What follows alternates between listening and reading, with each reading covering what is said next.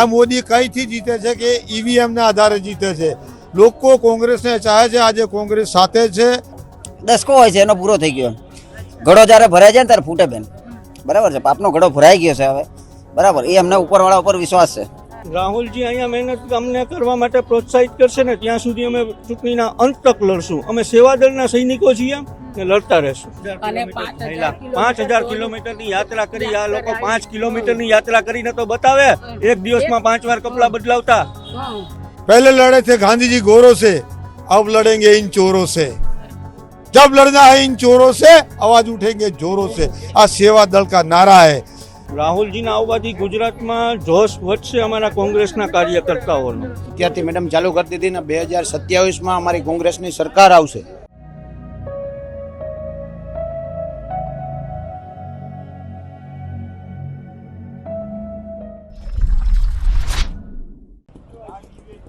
નમસ્કાર, કોંગ્રેસના કાર્યાલયની બહાર હું ઊભી છું અને અહીંયા તમને કોંગ્રેસના કાર્યકર્તાઓ આસપાસ દેખાતા હશે. નેતાઓ પણ આવી ગયા છે.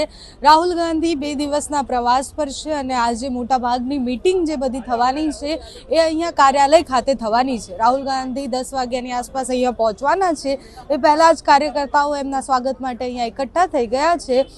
2027ની ચૂંટણી જે વિધાનસભાની આવશે એના માટે અત્યારથી કોંગ્રેસે કમર કસી છે અને એના કારણે જ આજે મિટિંગ અને બીજી બધી મુલાકાત રાહુલ ગાંધી કરવાના છે. કારણ કે સંસદમાં એમણે એવું કહ્યું હતું કે 2027ની ચૂંટણી આવશે ત્યારે ગુજરાતમાંથી ભારતીય જનતા પાર્ટીને કાઢી અને કોંગ્રેસનું શાસન લાવવાનું છે. જ્યારે સંસદમાં આ કહ્યું એના પછી બધાને સવાલ હતો કે હવે કોંગ્રેસ શું કરશે, તો કોંગ્રેસે તૈયારીઓ શરૂ કરી દીધી છે. કાર્યકર્તાઓ છે એમની સાથે વાત કરીએ. શું નામ છે આપનું?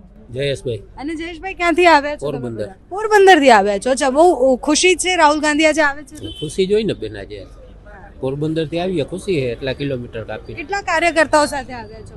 અમે 10 જણા. 10 જણા. કાંતિભાઈ બુધેચા અમારે. અચ્છા, તમારું શું નામ છે? કાંતિભાઈ બુધેચા. અને કાંતિભાઈ 2027ની તૈયારી અત્યારથી ચાલુ કરી દીધી હા, કોંગ્રેસે? અત્યારથી મેડમ ચાલુ કરી દીધી ને 2027માં અમારી કોંગ્રેસની સરકાર આવશે. કઈ રીતના આવશે? અત્યારથી જ બધી ગોઠવણી ચાલુ છે, એક એક નીચેના કાર્યકર સુધી મળીને, અને અત્યારથી તૈયારીઓ ચાલુ છે. એ માટે રાહુલ ગાંધી જે આપશે એ પ્રમાણે બધા અમે કામ કરશું.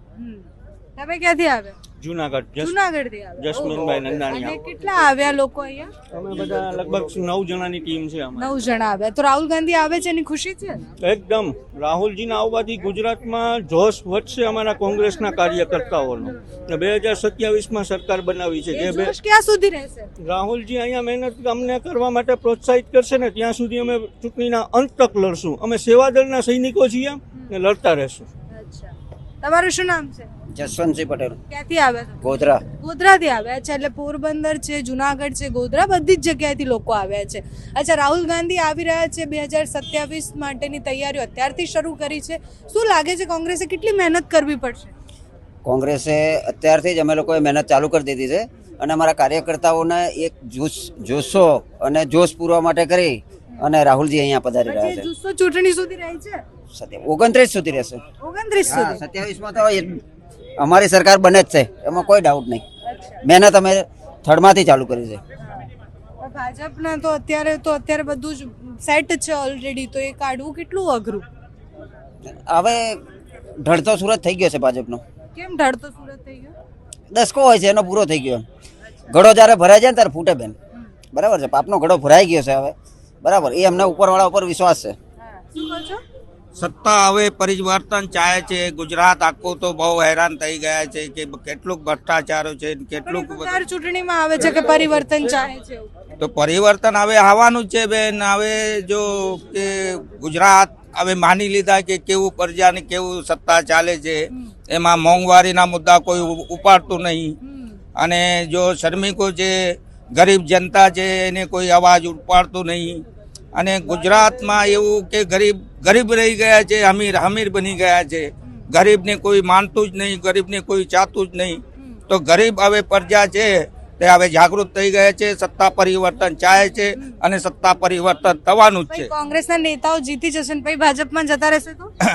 એ તો બેન હવે જો કે માણસને લાલચ ખાઈ જાય, કે માણસને એક લાલચ આપીને ધમકાવીને અને સત્તામાં ખેંચાણતાણી કરે છે. એમાં સત્તા તો હવે અમારે હોદ્દેદારોને અને લાલચ આપીને સરકારમાંથી પાછા ખેંચીને લઈ જાય તો એમાં ભાજપને જીત કહેવાય કે હાર કહેવાય? ઓકે. તમે બેન ક્યાંથી આવ્યા? હું પાટણથી આવું છું. અને ખુશ છો રાહુલ ગાંધી આજે આવે છે? હા, બહુ જ ખુશ છે અમે તો. રાહુલજી આવે છે તો અમારા માટે તો બહુ સારું છે. અમારે તો બધાનું એવું કહેવું છે કે અમારે રાહુલજી આવે અને ઓકે. તમે બેન ક્યાંથી આવ્યા? હું પાટણથી આવું છું. અને ખુશ છો રાહુલ ગાંધી આજે આવે છે? હા, બહુ જ ખુશ છે અમે તો. રાહુલજી આવે છે તો અમારા માટે તો બહુ સારું છે. અમારે તો બધાનું એવું કહેવું છે કે અમારે રાહુલજી આવે અને છેતરપિંડીવાળા ભાજપને એને નાશ કરે. કેમ કે એમના આયા બાદ મોંઘવારી હતી સહી મજા મૂકી દીધેલી છે. કોંગ્રેસની સરકાર આવશે તો મોંઘવારી ઓછી થઈ જશે. હા, આ સરકારની અમારી જે આવશે રાહુલજી તો અમારે મોંઘવારી ઓછી થઈ જશે. અમે ઇન્દિરાજી આવેલા હતા ત્યારબાદ અમારે તો બહુ ઓછી તમારા હતી. ફેવરેટ નેતા કોણ જૂના કોંગ્રેસના? અમારા ઇન્દિરા ગાંધી છે.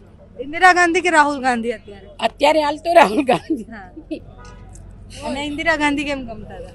અને ઇન્દિરા ગાંધીનું નેતૃત્વ બહુ સારું હતું અને એમને જ દેશ આઝાદ કર્યો એના માટે અમને ઇન્દિરા ગાંધી. અને રાહુલ ગાંધી કેમ ગમે? રાહુલ ગાંધી એમના એ છે નેતા છે એટલે તો યંગ છે. કઈ ક્વોલિટી ગમે તમને રાહુલ ગાંધીની કે એ નેતા તરીકે આ સરસ કરે છે? ગરીબોનું રક્ષણ કરે છે અને ગરીબોના ઘરે ઘરે જઈ અને હાથ મિલાવે છે. ગરીબોને જઈને અવાજ ઉઠાવે છે. અને 5,000 કિલોમીટરની યાત્રા કરી આ લોકો. 5 કિલોમીટરની યાત્રા કરીને તો બતાવે. એક દિવસમાં 5 વાર કપડા બદલાવતા. 5 કિલોમીટર ચાલો તો ખબર પડે કે કેમ ચલાય. તો પછી લોકો કેમ કોંગ્રેસને પસંદ નહીં કરતા? ગુજરાત લોકોને અલગ રીતે ભરમાવવામાં આવ્યા છે. ભરમાવી દીધેલી લોકો છે. કોંગ્રેસને પસંદ કરે છે પણ આ મોદીને જશોદાબેને મોદીને ઘેરથી કાઢી મૂક્યો એમ આ લોકો એક દિવસ મોદીને કાઢી મૂકશે.